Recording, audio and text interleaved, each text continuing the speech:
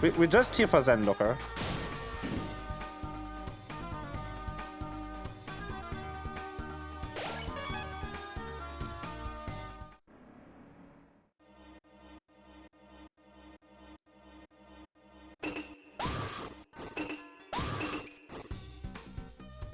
There's a room here. And of course, it's a chair. It's called Cherry. A cherry. It's too ideal. Here in the treasure chest. Inside was tension max.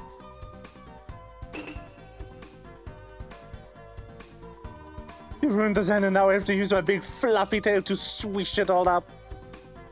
And of course, I am Zen Looker. Look at the Zen. I've betted myself after the world's greatest looker. And stop walking around. You're fucking the Zen. Stop walking. I'm trying to meditate with the sand and crap. I was almost enlightened until you stepped around like la la la idiot. No. Susie's little tail and swish leaves and stump before sitting down. No.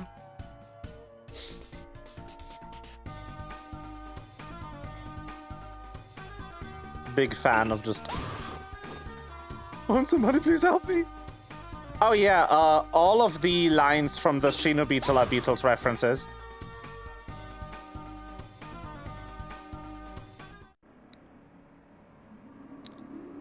There's also a pink coin here.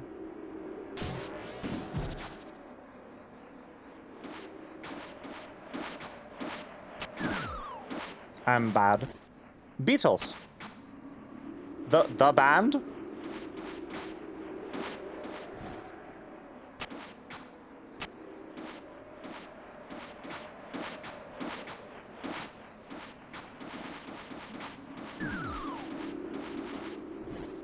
Oops. Oops.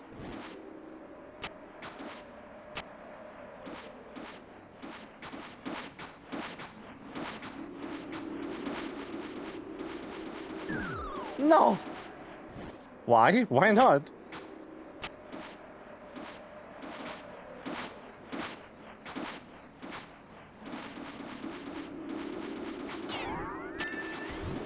I have the pink coin. Why wouldn't they be Beatles references?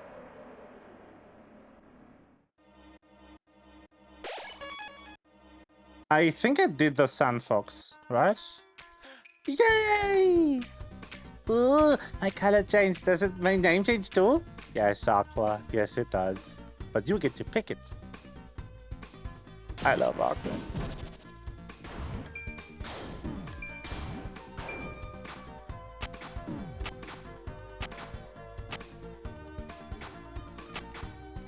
Oh, there's rather knives now. Who put the knives here?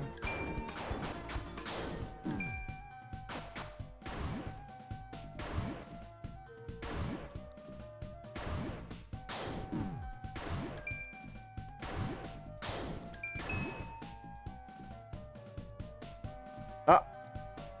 There's shit.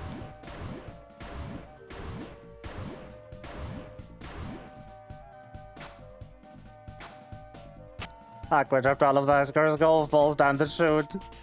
No! This is so good. What the fuck? Oh, my sword melted. No! Because it was butter. Yeah, this NPC says I replaced my sword with butter and I'm licking it. It's one of the best lines of all time. Hello. That's a fraud and don't lick him. Ah. Pink door. So, I mean, the first item we're getting, of course,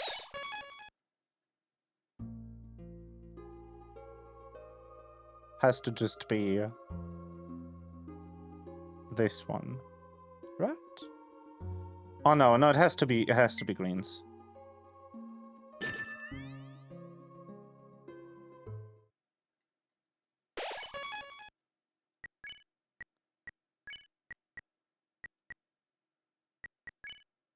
Green apron. Recover 16% of their max HP after defending.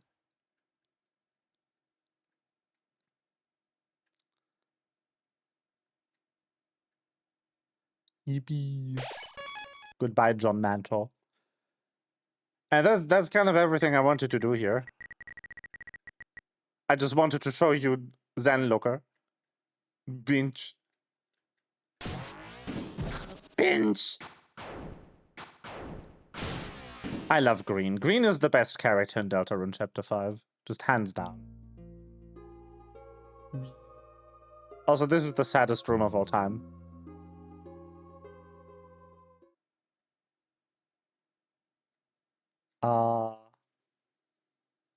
Castle foyer.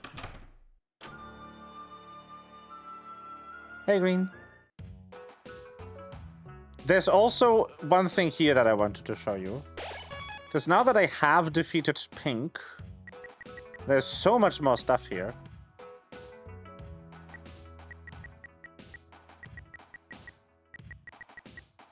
So much. But the best one is this one. So, my name's Aqua, and I'm a girl. Seth, are you a girl too? Or boy? What? Are you... A real tactician never reveals any unnecessary information. Oh, you mean you don't know? Shut up! Of course I know! Well, I'm a girl, and Yellow's a boy. Hey, I ain't a boy. I'm a cowboy, and Green's a chef. Seth, whether you have an answer or not, it's not at all a beauty of the kaleidoscope. Is it not all a beauty of the kaleidoscope of life? Huh? Thanks, everyone. That's right. No matter what you are. You owe me $5. We're all gonna beat you with hammers for your crimes. Wait!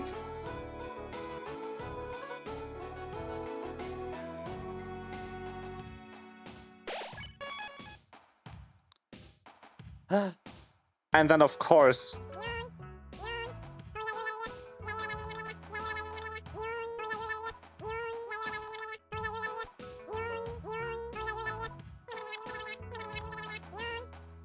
The best character.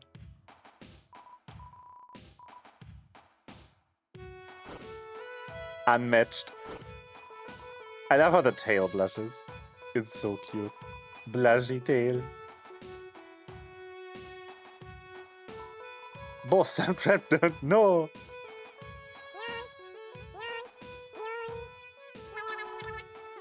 This is so good.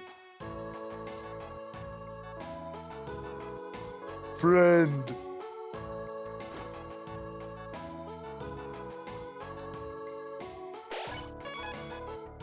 And then, of course. Oh yeah, and who could forget the best key item in this chapter?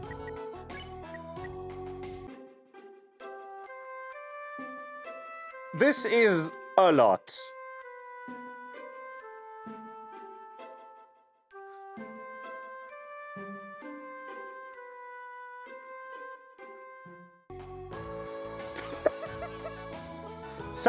Someone got paid to make this.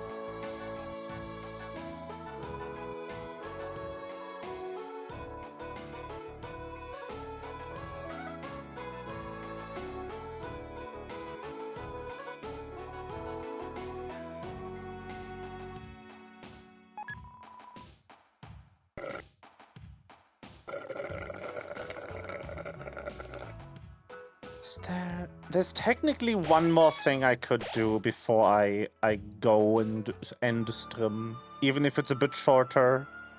I have so much work shit to do at the moment, it's annoying. But there is something here.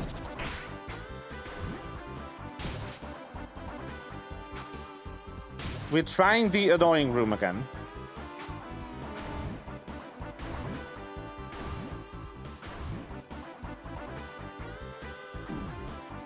And I immediately fail. Not even at the part that is annoying.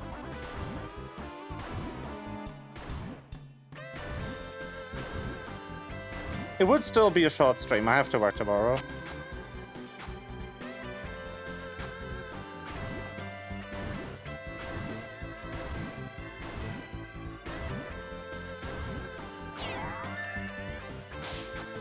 Yes.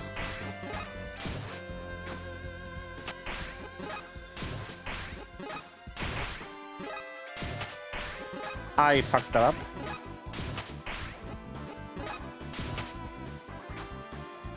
So this is one of the coolest inputs you can do. If you hold shift and do this input, you jump on the frame that you let go of the act button. Hey, Toby.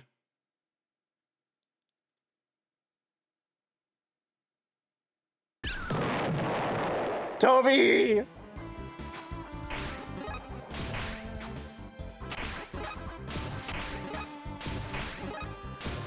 I didn't land.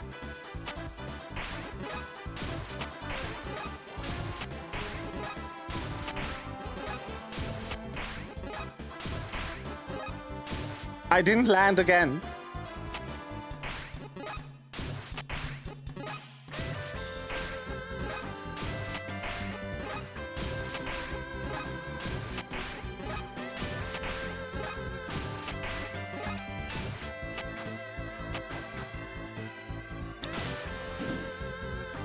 First of all, dog dollar.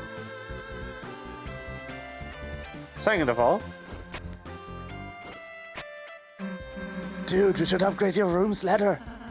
You want me to take laddery? Yeah. Fine. Laddery is taken for Ross's room.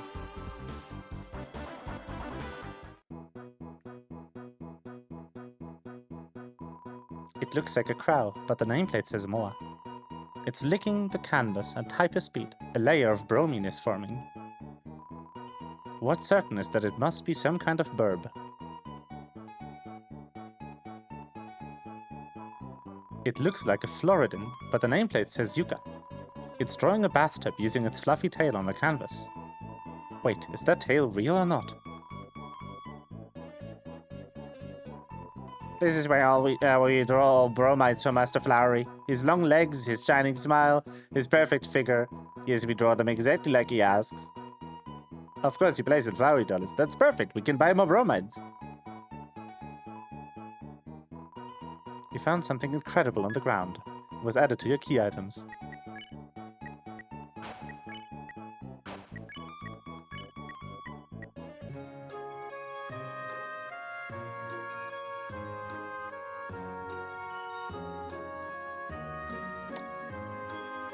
These are so much. I don't even know where to start. Not the ones. Yes, the one. Yes, the one Birdly sprite.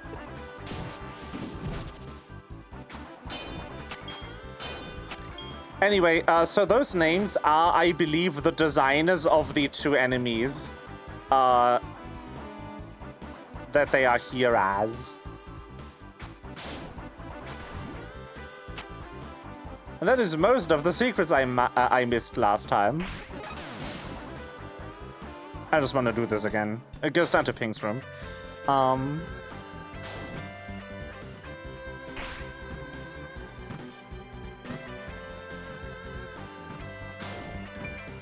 I just want to prove that I'm gaming. And that you can actually improve at video game. I like gaming. But yeah, these are a lot. Oh yeah, my guy is here. He can locate pink coins for me. One in Cliff, two in Castle East, one in Castle West. Okay.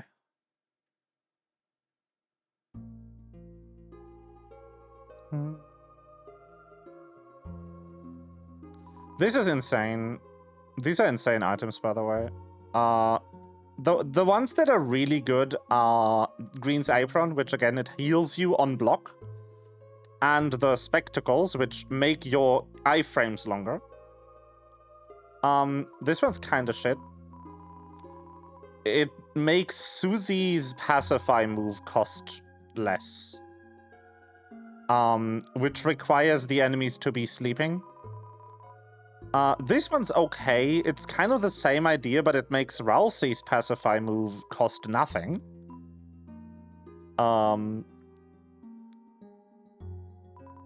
This one's pretty good too. It makes spells stronger. That could be relevant next chapter. And then, of course, a knife that makes it easier to crit.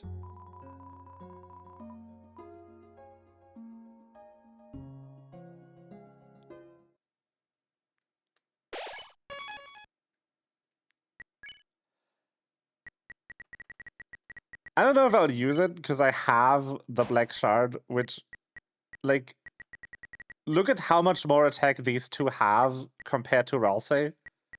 Most of that is actually because of the weapon they're having. Because the Black Shard is kind of Chris's ultimate weapon, and the Justice Axe is Susie's ultimate weapon.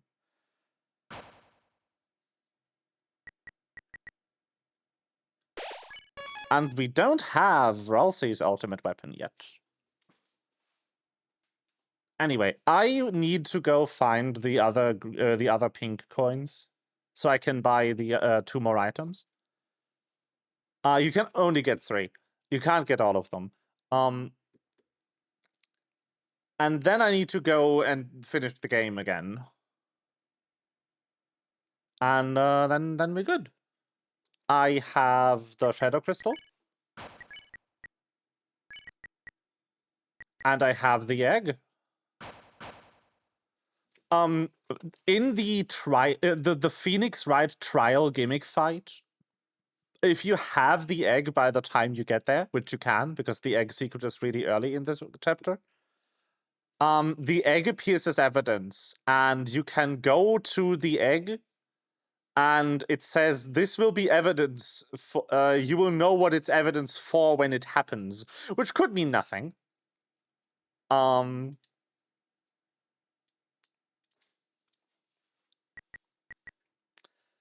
then, there's one other thing, which I will load my other save state for. Oh wait, is my other save state before Flowery? It might be. Is my other save state before Flowery? Oh yeah, it is. Okay, that's suboptimal. Okay, I cannot show what I wanted to show then. Sad. So everyone has like class titles and shit in their profile, right? Like you know what I'm talking about. Like if you go to the equipment menu, no, to the power menu, like Wake Star, Starwalker's walking body. Dark Vine assists in seeding the fountain. Dark Vine, watering their own thorns. I didn't know this changed already. Ralsei's title usually uses he/him pronouns, which could mean nothing.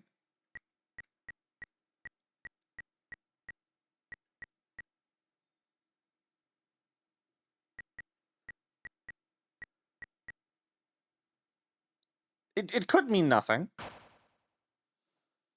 Anyway.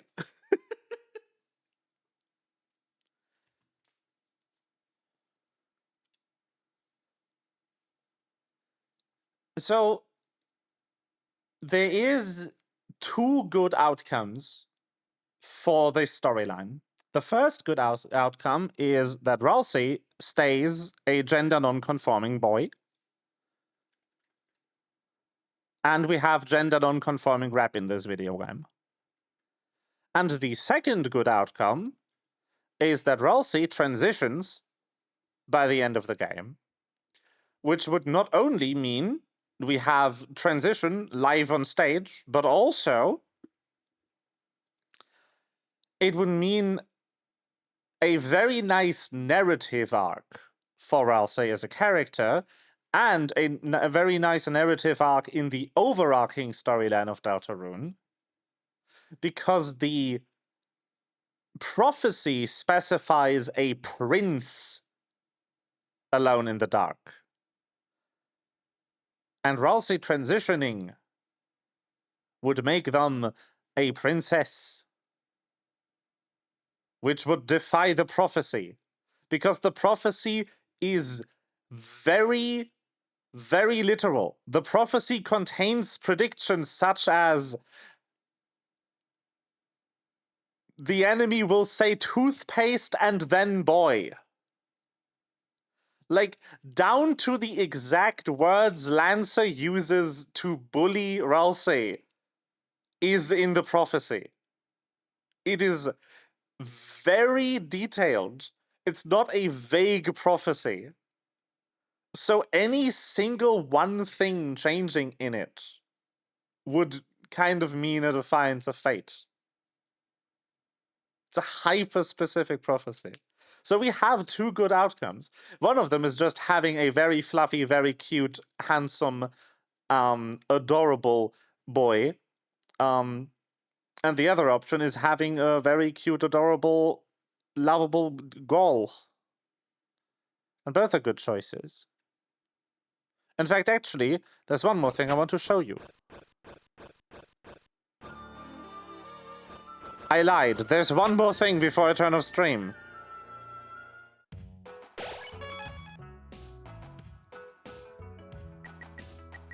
We want Ralsei Orange.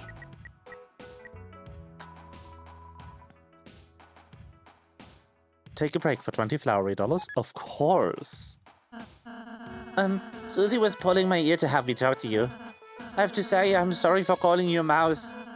I didn't realize in the moment how it made you feel. Well, apology accepted, I guess. Oh, it was just embarrassing how much you were projecting. Projecting? I mean, you're the one who's big ugly rat. Rat? Names are... And you have big floppy ears. I'm not a... You don't even have boxing gloves. Or headwear. I mean, most of us humans have headwear. Oh, Ralsei needs a hat thing again, huh? Look, I'm cute. Look at my paw pads. It's cute.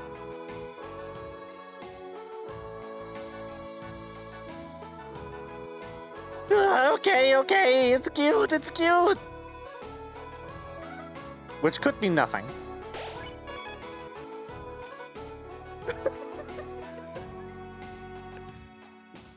All of this could mean nothing. I need to go talk to my favorite NPC. I'm sorry. It has to be done. It just has to happen. Oh, I should do the fucking board. Hold on.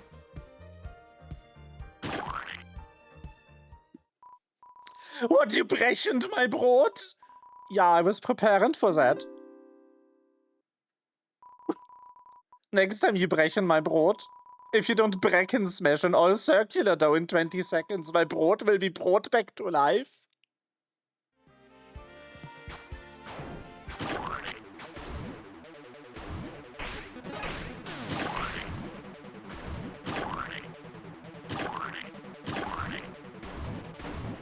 This is not my favorite NPC.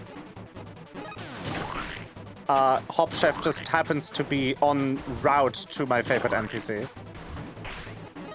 I'm also really bad. Oh, my Brot! Untergang by the Funtergang! We did it, team! Wait, didn't we do something bad just now? It's fine, look! Yeah, you holy prophet healed my bread into tree cake! As a Freude present, you might take as many of one piece as you like. And Frieda to challenge again with this flower. I may give other Freuden presents for fast time.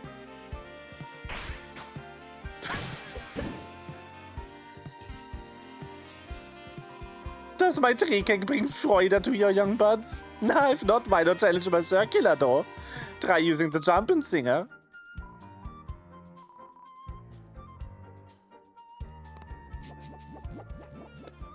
Was that not...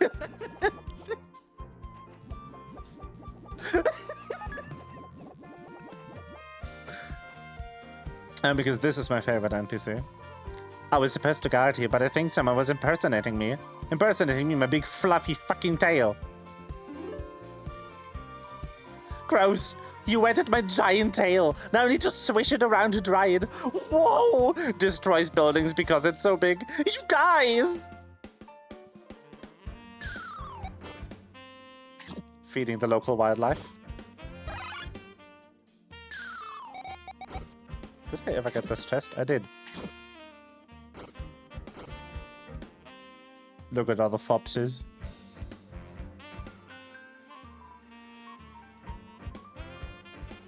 That's my favorite NPC.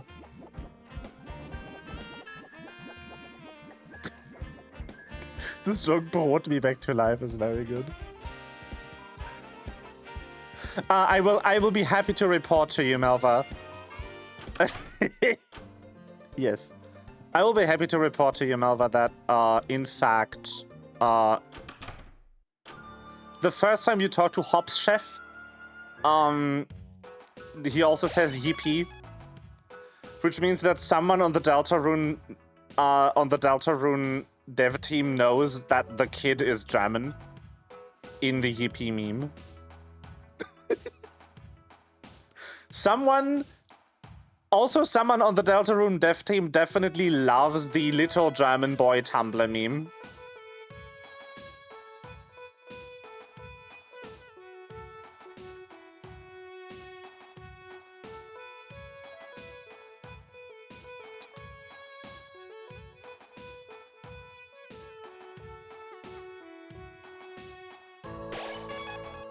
Ah, this game is so good. I will still not touch Weird Route because I am scared.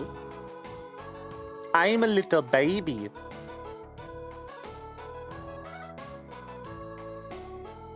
I love how Toby went basically from, yeah, so the alternate route in my game has you kind of confront the idea of why you have to defeat every enemy in all of the video games. And it's kind of like where you would go if you played my game like any RPG. And then in Deltarune, it's like, to get the other alternate route in my video game, you need to actually gaslight and emotionally scar your best friend. On purpose. And physically, too. I forgot about Chapter 3's Weird Route. It's like, yes.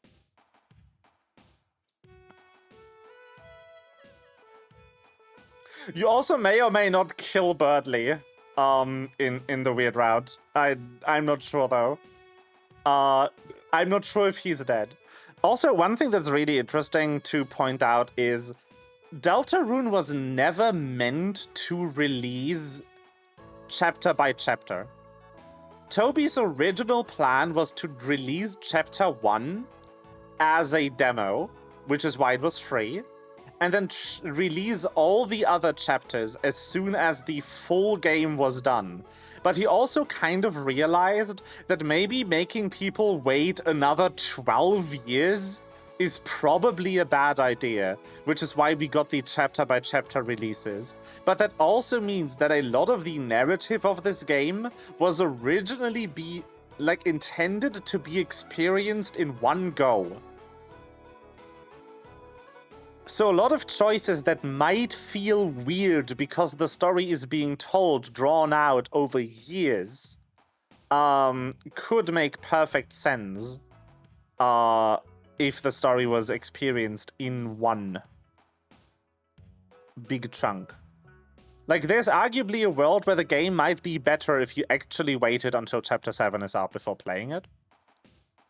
Or at least if you waited until Chapter 7 is out before playing anything beyond Chapter 1.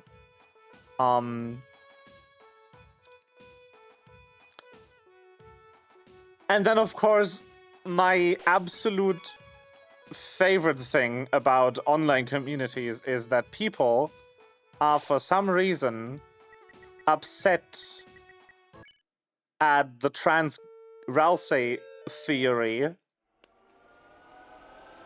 because it would make the game too woke. To which I want to ask the obvious question of, have you played Deltarune? What the fuck?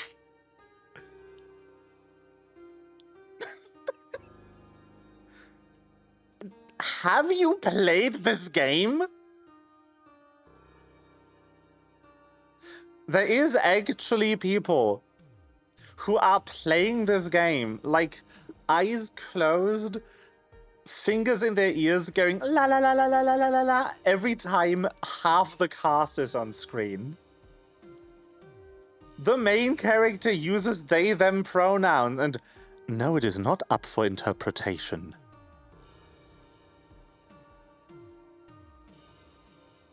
Fucking hell. The game has an even more mandatory lesbian couple than the previous game he made. That's why I mean it would be good outcomes in both cases. It would either be a very rare representation, because you are also fighting the stereotype of every femme-presenting male is trans and just an egg, if you kept Ralsei as just an effeminate, gender non-conforming boy.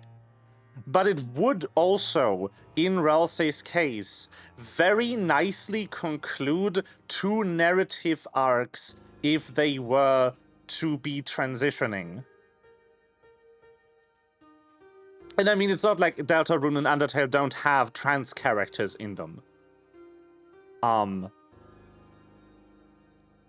Metatron is trans. Mew Mew is trans. The lion that is a waitress in the cafe, in QC's cafe in this game, is trans. There already is multiple trans characters in this game. It wouldn't be the first one. And it also wouldn't remove trans representation if he wasn't transitioning. So both ways are good. It's fine. If you want to transition, being a ghost helps a lot. Yeah. How many pieces of fiction can you name where you actively have a character transition during it? I know a couple. I know a handful. But it is very rare. Like a normal Lost Phone is a game where you, technically speaking, have a character transition during it, at least from your point of view. Even though if in canon the transition already happened before you get the phone. As you go and learn the story kind of chronologically of their life, the character in that game that the phone belongs to is transitioning while you play the game. It's a good game. So there's a couple of games, but also I think the hallmark here is that the games where you have a character actively transitioning are usually games that are about transitioning. And then you have games that are like kind of a trans allegory but don't really like wear it on their sleeve. I cannot tell you how exactly Celeste is about being trans. I do not get the metaphor. I just believe it because the developer said so. But I personally do not understand the allegory of the mountain because I am small brain and I don't get it.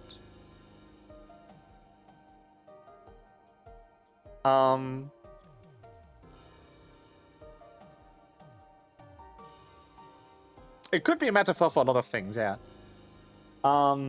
It could be a metaphor for a lot of things that make you hate yourself, and trans being one of them.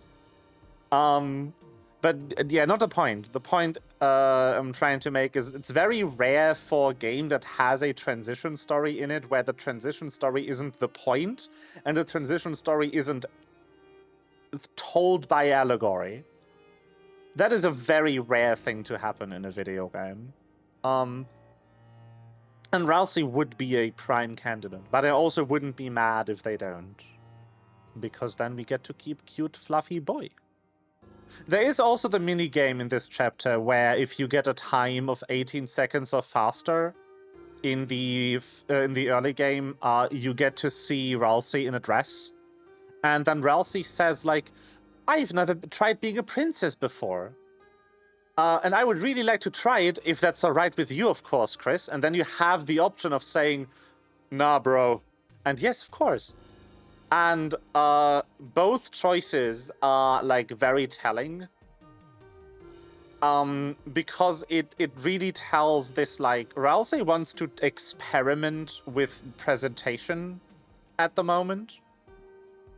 But also is too afraid to lose approval from the friend group that he both has known for their entire life and also for 5 days. Because as a Darkner, Ralsei has existed for 5 chapters. So Susie and Chris are both the closest friends that Ralsei ever had, the oldest friends Ralsei ever had, but also incredibly, like, recent people in their life, but also people that Ralsei has known basically their entire life. There's also something I saw pointed out that's very interesting, which is the form that Ralsei takes in the prophecy is the form that you first encounter Ralsei in, which is wearing that, like, wizard cowl. And the only reason Ralsei takes that off is because Susie tells him to. And then the only reason that Ralsei takes the hat off is because Susie tells them to. Susie is an incredibly positive force in the development of characters in this game, including herself. Susie is the reason that Noelle has the guts to speak up to her mother. Susie is the reason that Ralsei has the courage to defy the prophecy and try to figure out who Ralsei is, instead of just doing exactly what the prophecy tells he should be like. And Susie is also making a positive impact in Chris's life, who has been incredibly alone and incredibly isolated since Asriel left for college. And Susie is kind of the first friend this shut-in, depressed, lonely kid has had in, like, what must be a year. College kids don't usually come home outside of summer break if they live on campus. So, Susie is an amazing character, and Susie is having, in, like, reverse, her relationship with the other characters in the game is also allowing her to finally break out of the role of bully that she was forced into and accepted because nobody in her life could see her as anything but a mean girl. It's such a good storyline. Deltarune is so good.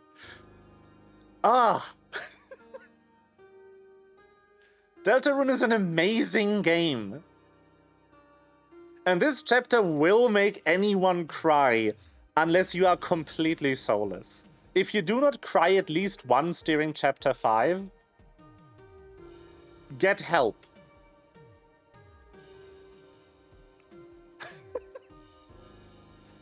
It's such a good chapter. I am afraid of chapter 6, by the way, because the egg and the shadow crystal I have are both the last egg and the last shadow crystal. I am scared of what happens in chapter 6. Help! Oh, and then also one thing I wanted to say is like the way Toby talks about Deltarune is very funny compared to how he talks about Undertale. Because when he talks about Undertale, it's like, oh yeah, no, I loved making the game. The music kind of came first, and then the characters all kind of spawned from the soundtrack. And then Deltarune is literally just, the storyline came to me in a dream.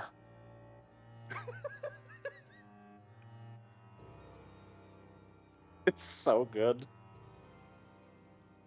It's a wild ride. I can't wait to see the ending of Deltarune. I cannot wait to see what fucked up dream Toby had like 15 years ago that made him make this game. But it's gonna be like 3 or 4 more years until we see the end of Deltarune. I also love seeing people online who aren't obsessed with Toby Fox's work be like, oh yeah, the sequel to Undertale came out a couple of years ago. Like, it's old at this point, right? Nope. Like, a good 70% of the gameplay, of the content of Deltarune has released in the last 12 months. Undertale was the test run is an insane thing to say. Like, one of the most impactful video games of all time was just like the trial run because he wanted to make a game before he started working on his dream project.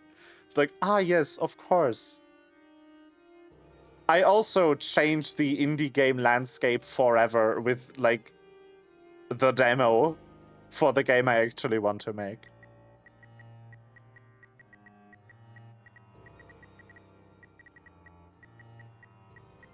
For someone who can't program for shit, Toby is a very good, like, game designer, at least. Like, that is something he's going for him. Undertale has a lot of jank, and a lot of places where I think it could have been implemented better.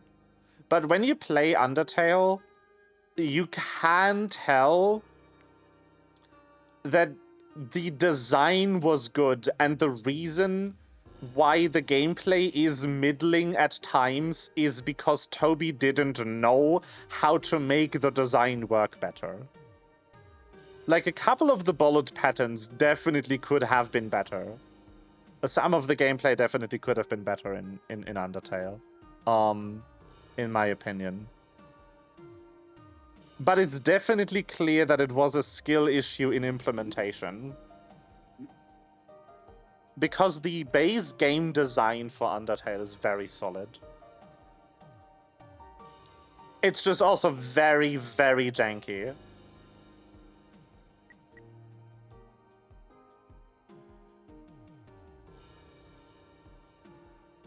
And then this game is none of that. This game is just great. It's one of the best video games of all time, and it keeps getting better. I didn't, like, think that they could put a, yeah, the RPG elements were, like, weird. The bullet patterns also definitely could have had more work put into them. Just some of the bullet patterns, especially dogfight, like marriage percent dogfight, isn't that good.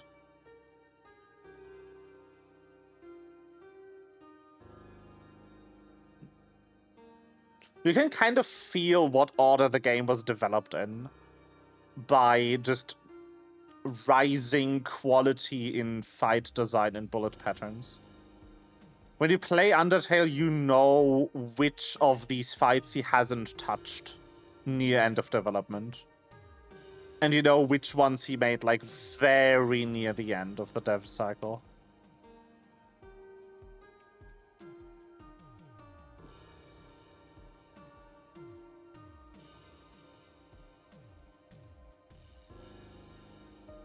But honestly, like, you don't really play Undertale for the gameplay.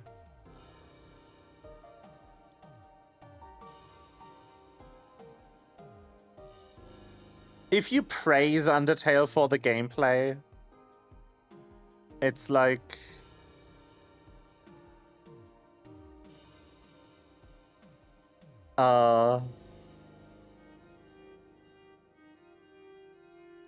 you're kind of missing the point of the game. Muffet was rough. Muffet is fine, in my opinion. I didn't struggle much with Muffet.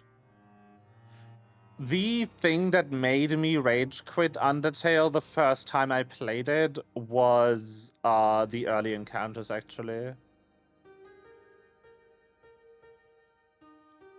And the fact that for whatever reason you're not at maximum soul speed by default. I'm so happy they flipped that for Deltarune. The sprint button in Deltarune makes the soul slower instead of faster.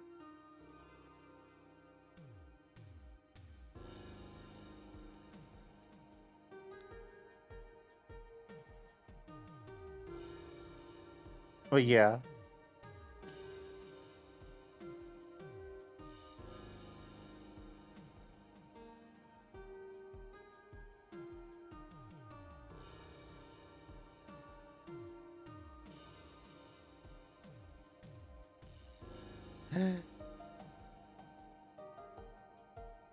Yes. Anyway, it is late.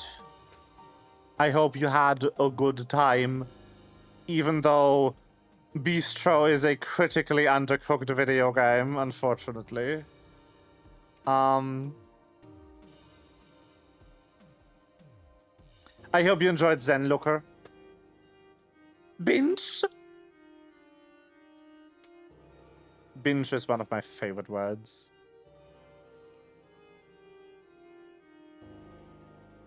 Time to do a 100% speedrun of my shower.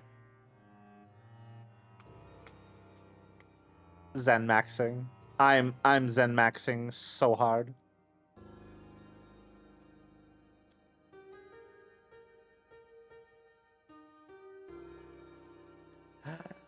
Good night, see you tomorrow. Need to figure out what I'm playing tomorrow. Probably more Citizen Eper. I also need to figure out if I want to stream Raid on Friday. Or nah. Please have a guten Schlafen. Yes, yes. Oh boy.